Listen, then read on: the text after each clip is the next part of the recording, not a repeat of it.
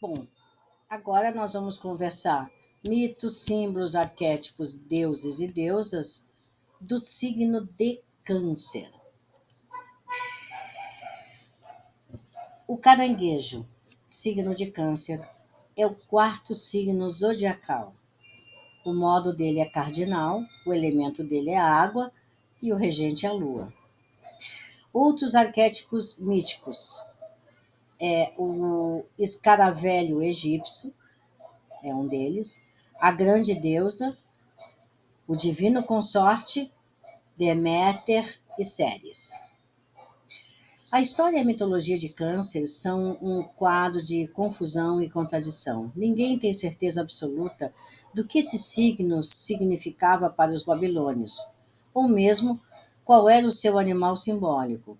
Mas para os egípcios, Câncer era o escaravelho, um totem sagrado relacionado à alma. Os egípcios iniciavam o seu ano durante aquele que atualmente é o mês de Câncer, julho, e este simbolizava o ponto de entrada da alma no corpo. Em astrologia esotérica, Câncer é também visto como a porta da alma para a encarnação. Bom, como visto, porém, os egípcios compreendiam seus meses em termos de ascensão noturna dos signos. Desta forma, a constelação de Câncer para os egípcios era o símbolo do solstício de inverno e não de verão. O escaravelho empurra sua bola de esterco pelas dunas e a deixa rolar de volta para baixo. Da mesma maneira, o Sol atinge o ápice do seu movimento meridional no solstício de inverno e começa a rolar de volta em direção ao verão, em direção ao calor e à produtividade vivificante. Para os gregos, Câncer era inicialmente representado por uma tartaruga ou um jabuti. Este símbolo pode parecer peculiar para nós, mas na verdade há muita similaridade entre o jabuti e o caranguejo, que é o atual símbolo de Câncer. Jabutis, como caranguejos, têm cascas duras e interiores muito macios. Jabutis, como caranguejos, esconde-se em suas cascas quando assustados e se movem com um passo vagaroso, porém constante. Para os gregos, o símbolo do jabuti para o signo de Câncer estava ligado ao fato de que Mercúrio regia Câncer em seu esquema dos 12 olímpicos. Pouco após o seu nascimento, a criança precoce Hermes, Mercúrio, saiu de uma caverna e viu um jabuti. Como era uma criança extremamente esperta, usou a casca da tartaruga e algumas tripas de vaca para construir a primeira lira, um instrumento de cordas que mais tarde foi associado a Apolo. Em alguns pontos da história, talvez durante a era helenística, que se seguiu à morte de Alexandre o Grande e que testemunhou uma fusão de todas as antigas culturas mediterrâneas, Câncer foi associado ao caranguejo e à lua. Mas havia pouco sentimento envolvido na regência lunar naquele tempo. Os gregos associavam aquela luz com comércio, negócios e a enchente e vazante das marés que possibilitavam a viagem marítima. Assim, o poeta romano Manílio descreve cancerianos como mercadores avarentos e de coração frio, ávidos por dinheiro, uma imagem que normalmente não associamos com Câncer, embora até hoje Câncer seja conhecido pela sua capacidade de ganhar um trocado ou ter algum guardado no colchão para um dia chuvoso. No período clássico, os gregos mostram Câncer, o caranguejo, nos 12 trabalhos de Hércules. Enquanto o herói lutava com uma gigante serpente marinha chamada Hidra, um enorme caranguejo surgiu do pântano e cravou suas pinças no calcanhar de Hércules. Este voltou-se, esmagou o caranguejo e continuou a sua luta com Hidra. A sua arqui-inimiga, a deusa Hera, Juno, colocou o caranguejo entre as estrelas como recompensa por servir a deusa em sua luta para dominar Hércules. O verdadeiro significado de Câncer, porém, pode ser melhor compreendido considerando-se sua posição no ano sazonal, porque Câncer marca o solstício de verão, o dia mais longo do ano, e, é claro, a noite mais curta. Pode parecer estranho que se atribua à Lua o símbolo da grande deusa e do eterno feminino. Este momento em que a força solar está em seu auge. Mas a ideia principal aqui é que o Sol está se voltando, iniciando seu caminho para o mundo da força noturna ou da humanidade coletiva, que é o Yin ou componente feminino da consciência e da civilização. A força solar, ou o ego, atingiu seu limite e a individualidade desenfreada desde agora, abrindo caminho para as necessidades da humanidade coletiva. Em termos arcaicos, particularmente durante a Era de Câncer, que vai de 8.000 a 6.000 anos antes de Cristo, o tempo que muitos estudiosos identificam como era a adoração à deusa. O solstício de verão era o dia em que o deus Sol, ou o seu representante terrestre, era ritualmente assassinado, sacrificando a Grande Mãe. Ele começava sua jornada pelo mundo subterrâneo, assim como a consciência do ego começa a sua jornada em direção à consciência universal na fase canceriana da vida humana. Assim se diz que Câncer representa o lar e a família de uma pessoa, pois, ao estabelecer essa pequena unidade coletiva, nós, como indivíduos, começamos a permitir que um pouco da consciência do outro penetre em nossas vidas. O Sol está em seu momento de maior poder, embora o signo em si seja regido pela Lua. Mas dessa forma, os símbolos do Sol e da Lua, masculino e feminino, estão unidos em um só arquétipo. Podemos pensar em Câncer como o signo do casamento místico, a união de opostos alquímicos, Sol e Lua. Em seu conhecido livro O Herói de Mil Faces, o mitologista Joseph Campbell, ele representou a jornada do herói como um círculo.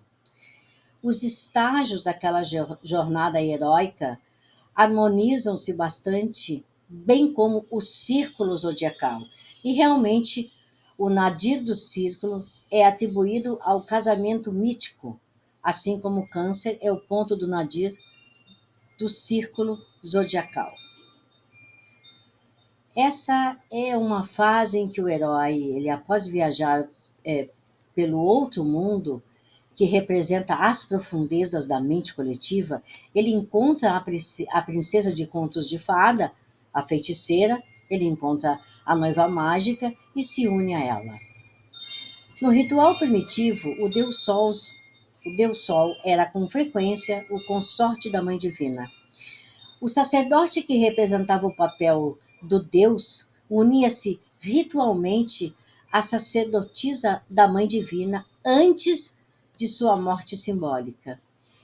E é por meio da união com o coletivo ou princípio feminino que a consciência masculina do ego atinge o seu limite e começa a ser absorvida por algo diferente. É também por isso que os homens sentem tanto uma atração quanto um temor de se misturar com o feminino. No momento da fusão, o ego ou o componente masculino da consciência perde o controle, ele é engolido e, simbolicamente falando, morre para que a consciência, esse yang, e o inconsciente, esse yin, possa se unir. Não é de se espantar, então, que se diga que os cancerianos têm dons psíquicos, pois são particularmente abertos ao influxo de vastas forças universais que se canalizam para os fins da consciência individual da pessoa, quer o canceriano decida ou não ser um desses canais. Observamos que há essencialmente 4 aspectos da grande deusa correspondentes às 4 fases da Lua e aos signos de Touro, Câncer, Virgem e Escorpião. Os primeiros 2 aspectos da deusa que encontramos em Câncer e Touro, estão fortemente relacionados, de acordo com o filósofo neoplatônico Porfírio, em sua Gruta das Ninfas, principalmente graças à importante relação da Lua com os dois signos. Em Touro, a Lua é exaltada, enquanto em Câncer ela está em sua dignidade. Ou melhor, ela está em casa, né? A Lua e suas fases em constantes mudanças representam um importante papel nas celebrações e rituais da época da deusa. Esse aspecto taurino da deusa trata de fertilidade e abundância da Mãe Terra e do poder feminino, representado pela Terra. Ritos de fertilidade e festivais celebrados durante a Era de Touro também diziam respeito ao milagre da concepção, a capacidade da mulher de gerar a vida em seu corpo. Em Câncer, o relacionamento entre mãe e filho é honrado e celebrado, um relacionamento que se inicia logo que o ovo é fertilizado. Os pesquisadores afirmam que o relacionamento estabelecido entre o feto e sua mãe durante o seu desenvolvimento pré-natal de 9 meses, eles têm efeitos dramáticos e duradouros desde o nascimento até a idade adulta. É quando a mãe estabelece um relacionamento com o seu filho e o filho está receptivo para qualquer informação emocional e psicologicamente. É quando se estabelece também o cordão umbilical. E ele não é necessariamente cortado após o nascimento, ao menos no nível psíquico. Na verdade, para algumas pessoas, o cordão umbilical psíquico permanece ligado à mãe durante a vida. E para aquelas que estão passando pela experiência de câncer, esse é com frequência o caso, devido à falta de vontade da mãe de separar-se do filho, seja pela incapacidade do filho de se separar da mãe ou ambos. Exemplos míticos incluem Édipo e Coré, Perséfone. Na história de Deméter e a sua filha Coré, a deusa da agricultura e da terra, Ceres, que talvez seja exaltada em Câncer, condena o mundo a um eterno inverno pela tristeza de perder a sua filha.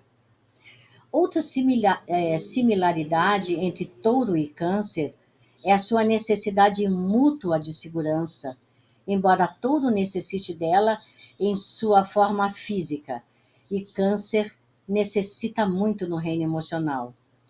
Contudo, se esses signos se põem em marcha com um relacionamento tão forte nas funções vitais relacionadas ao nascimento e à criação dessa criança, não é de se espantar que exija um lugar seguro para ficar. Durante a gravidez e os primeiros meses da vida, especialmente nos tempos antigos, a vida da mãe e da criança ficava extremamente frágil e delicada, e qualquer coisa que pudesse causar um abalo era considerada perigosa, né? E causava até muita insegurança, né? A constelação do Caranguejo, ela foi posta nos céus por Hera, por ajudá-la em sua luta entre Hércules e a Hidra. Tanto Hera quanto a Hidra são aspectos da grande mãe pré-helênica, enquanto Hércules é o arquétipo patriarcal ou herói solar. Assim, nas profundezas da psique de um canceriano, pode haver a necessidade de defender e proteger os direitos maternos, o grande feminino que deu vida ao caranguejo e também a sua imortalidade estelar. Quando a mãe, a honra da família ou o ninho estão ameaçados, o canceriano pode responder instintivamente beliscando o inimigo com as suas pinças, como o caranguejo fez com Hércules.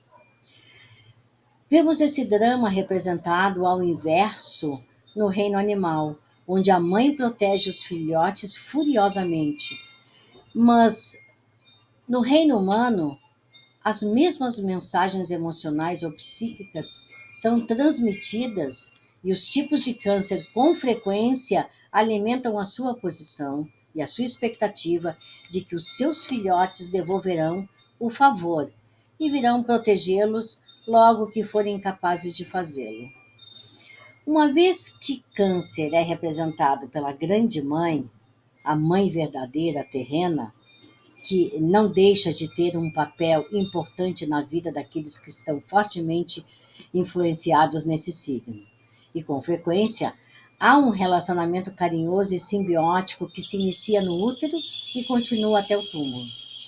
E no indivíduo de câncer com aspectos fracos, isso pode ser fortemente de problemas psicológicos por toda a vida.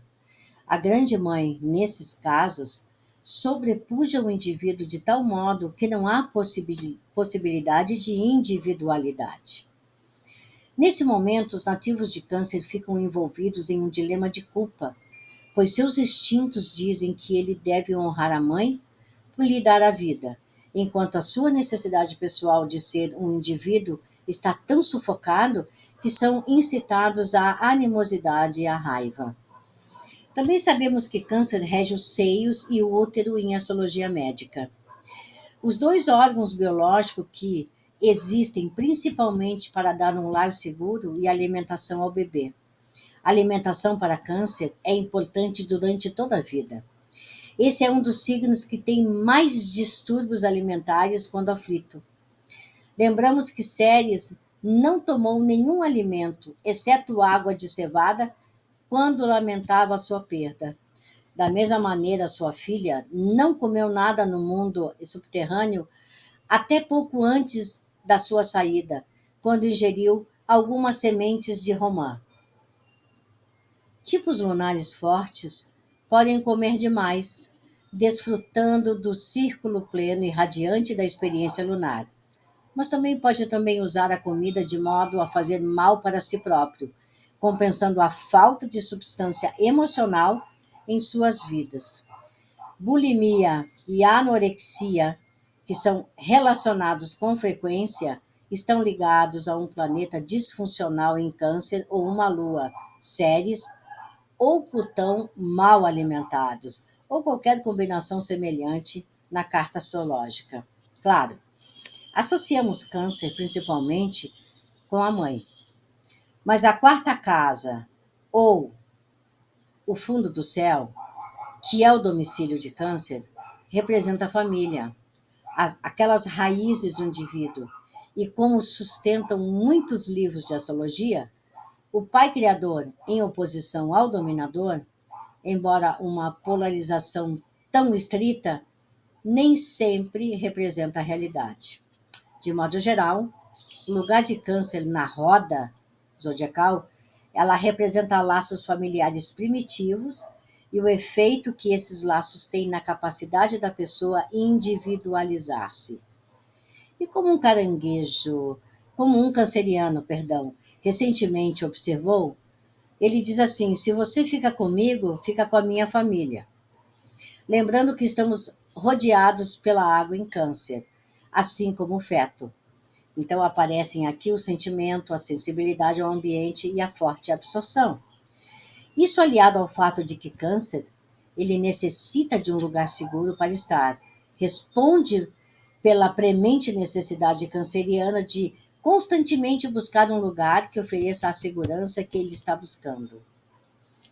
Muitos nativos de Câncer fizeram de sua verdadeira casa o objetivo de sua busca. No círculo da vida, no zodíaco, Câncer marca o primeiro estágio da experiência no hemisfério ocidental, uma região que define o relacionamento de uma pessoa com as outras. Sendo Câncer o primeiro signo de água, ele é emocionalmente dependente de relacionamentos e, por causa de sua natureza cardinal, não tem vergonha de iniciar um relacionamento quando ainda não tem um. Como já foi falado, o primeiro relacionamento de dependência emocional da vida de qualquer indivíduo inicia-se com a mãe, já que todo o futuro de uma pessoa depende dela. Por essa razão, muitos nativos de Câncer passaram pela vida com a necessidade de reiterar o relacionamento mãe e filho. Por exemplo, no casamento e na parceria, o canceriano precisa de alguém para acalentar ou de alguém que o acalente. E, com frequência, o Câncer sem filhos busca amigos, parceiros ou projetos para acalentar. Mas aqui há mais do que simplesmente o princípio materno. Câncer precisa sentir-se necessário e, na ausência de um filho, encontra substitutos. E isso é verdade. A melancolia que muitos livros associam a câncer provavelmente tem mais a ver com o seu relacionamento com o seu regente planetário, que é a Lua, do que com qualquer outro fator.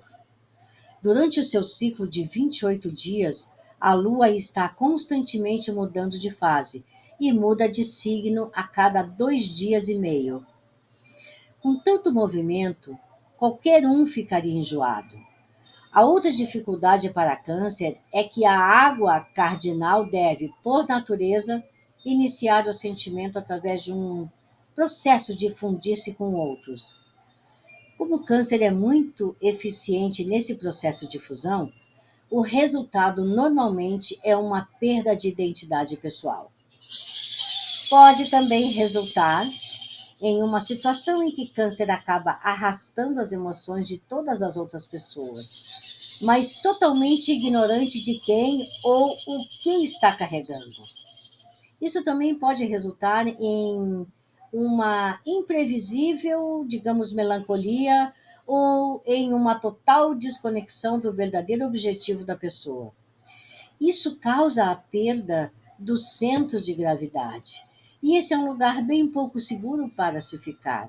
Com relação à água, há de se compreender da importância de se expressar os sentimentos como um processo natural de expansão e limpeza. Esse processo é especialmente vital para câncer, devido à sua natureza cardinal, já que o contínuo processo de absorver os sentimentos do ambiente humano demanda também a expulsão desse sentimento. E não estamos falando apenas de absorver o ambiente e separar-se dele em seguida. Câncer tem muito trabalho para separar-se de qualquer coisa, como atestado por suas pinças, digamos assim. Também tem dificuldade em ser objetivo sobre aquilo que acaba de encontrar, pois no fundo do céu, ou na raiz do mapa astrológico, Câncer está no ponto mais intenso de subjetividade, centro de seu universo. Então, tudo que existe afeta potencialmente Câncer de modos extremos no nível interior. Talvez outra razão para a melancolia dele. E se houver aflições para Câncer no mapa, todos esses traços mais negativos de insegurança aflorarão. Planetas bem aspectados em Câncer em um mapa contribuem para o estabelecimento de relações estimulantes e acalentadoras pela vida. Aumentarão as qualidades intuitivas ou psíquicas que o indivíduo possui e também vão contribuir para a necessidade de uma pessoa de estabelecer uma sólida base de segurança na vida. A Lua exibirá essas qualidades mais intensamente, já que o planeta regente de Câncer está sempre, né, envolto nessa água e, obviamente, compreende de forma inata as necessidades dele. O Sol em Câncer combina as habilidades solares de liderança às qualidades estimulantes de Câncer e, tipicamente, forma um indivíduo que pode servir de exemplo para os outros. Para que essas pessoas manifestem esse tipo de liderança, porém, é importante integrar sentimentos absorvidos no útero e durante os 7 primeiros anos de vida. A separação desses sentimentos subconscientes é frequentemente muito difícil, mesmo quando empreendida conscientemente. Como a Lua é o planeta regente de Câncer, os que têm a Lua nesse signo incorporarão as qualidades nutrizes e intuitivas de Câncer muito intensamente, assim como a sua necessidade de segurança. Eles se equilibram como comida. Eles se equilibram com banhos quentes, ou hidromassagem, e com a luz da lua também, de preferência do lado do oceano, ou quando tudo falha, uma forte dose de paz e quietude doméstica. Mercúrio come o Mercúrio, como já observaram os gregos, ele é um mercador esperto e bem-sucedido em Câncer. Já a Vênus em Câncer, ela é carinhosa e, se negativamente aspectada, ela pode contribuir para um amor sufocante. Já Marte em Câncer é facilmente estimulado em um sentido erótico, mas seu processo emocional pode ficar esfumaçado. Com frequência, essa posição traz uma certa ira contra a mãe ou com a vinda desta mãe. Ceres pode ser exaltada em Câncer, e essa posição leva a grande preocupação com a família e uma conexão excepcionalmente forte entre mãe e filho. Palas Atena traz a sabedoria e o discernimento para esse signo de sentimentos, criando uma rara mistura de discernimento e compaixão, a menos que Pala esteja aflita, caso em que seu escudo se torna uma sólida armadura. Juno em Câncer, como Ceres, gosta do papel de mãe, embora provavelmente se interesse mais pelo ritual de acasalamento que possibilita a geração. Vesta usufruirá da experiência de Câncer, já que é a guardiã tradicional do fogareiro e do lar. Já Júpiter, em Câncer, realiza sua rotina típica de expansão, seja através da família, desejando muitos filhos e uma forte experiência familiar, ou através da comida, que pode apreciar em excesso. Já Saturno em Câncer, ou na quarta casa, trará tipicamente um profundo ferimento de infância.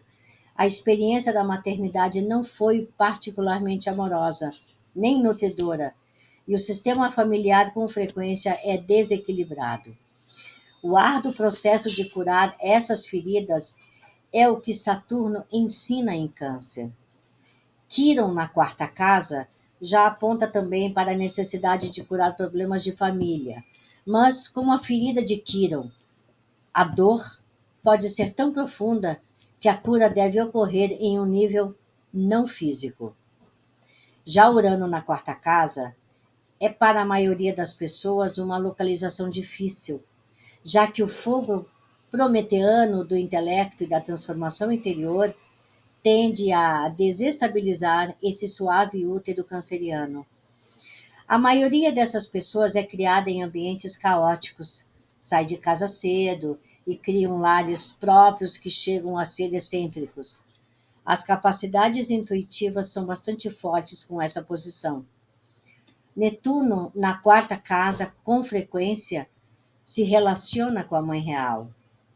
Ela pode ser uma artista, uma alcoólatra ou uma mística, mas indica igualmente alguém que deve buscar a segurança na unidade com o próprio universo. Já Plutão age com um poder devastador nessa casa. Ele pode engolir a grande deusa Ishtar no mundo subterrâneo, induzindo o processo plutoniano de morte e renascimento emocional em uma base regular, ou pode realmente tornar-se a mãe sombria, usando ganchos emocionais e psicológicos para ganhar um poder silencioso sobre os outros membros da família. O trânsito dos planetas exteriores por Câncer coincidiu com algumas mudanças interessantes na vida doméstica das famílias em geral. A passagem de 7 anos de Urano por Câncer ocorreu de 1949 a 1956. Certamente a indústria de habitações e o mercado de bens imóveis, Câncer na quarta casa, lá nos Estados Unidos, uma nação canceriana, nascida a 4 de julho, teve uma explosão extraordinária nesses anos, especialmente com o processo de automatização com aparelhos eletrodomésticos, Urano, que faziam parte de todos os lares, Câncer, que era o sonho americano. Mas ainda mais interessante é que a geração nascida enquanto Plutão estava em Câncer, de 1919 a 1939, atingiu o auge em número de nascimentos durante a fase de Urano em Câncer, o que acabou fazendo com que, em muitos casos, o Plutão dos pais entrasse em contato com o Urano dos filhos. A reação gerada por essa combinação é altamente volátil e explosiva, resultando em astrologia e na mitologia, né, que vem mostrando um grupo de Uranos que apresentou e mesmo forçou os seus próprios conceitos de casamento e cuidados paternos sobre um grupo cuja marca registrada geracional, que foi Plutão em Câncer, era prender-se à querida vida em todos os aspectos, especialmente a tradição e os bons velhos valores familiares. De fato, o grupo com Urano em Câncer demonstrou uma anormalidade estatística em relação aos cuidados com os filhos. Esse grupo apontou, quase em massa, por abandonar totalmente esses cuidados ou postergar os seus anos de paternidade para os 35 ou 40 anos, época em que o relógio biológico está começando a falhar. Nos Estados Unidos, a estatística mostra que a idade de ter filhos no século XX fica entre 25 e os 29 anos. Tipicamente, Urano é demasiado livre e independente para tomar a responsabilidade de cuidar de filhos, mas a forte premência instintiva de Câncer para procriar acabou apanhando essa geração. O grupo com Urano em Câncer, ao chegar tarde à paternidade, sujeitou-se a mais confusão pela necessidade de revolucionar, que é Urano, o papel de pais, Câncer. Talvez essa seja uma reação contra o mundo homogêneo da década de 1950, em que essa geração cresceu, quando as crianças eram criadas para incorporar os valores padrão americanos, que é Câncer, e não para ter a sua própria individualidade, que é Urano, reconhecida. As tribulações desse grupo para lidar com a criação dos filhos reflete-se na recente onda de filmes e de programas de TV sobre os yuppies com bebês. O que quer dizer isso? Quer dizer que o Urano da geração de Câncer, rindo de si mesmo, enquanto trabalha coletivamente para um estilo novo, mais individualista ou uraniano, de criar os modelos e as formas de instrução e educação dos filhos. Bom, Netuno, o planeta que os astrólogos esotéricos associavam a Câncer, estava no signo do Caranguejo durante a primeira parte do século XX.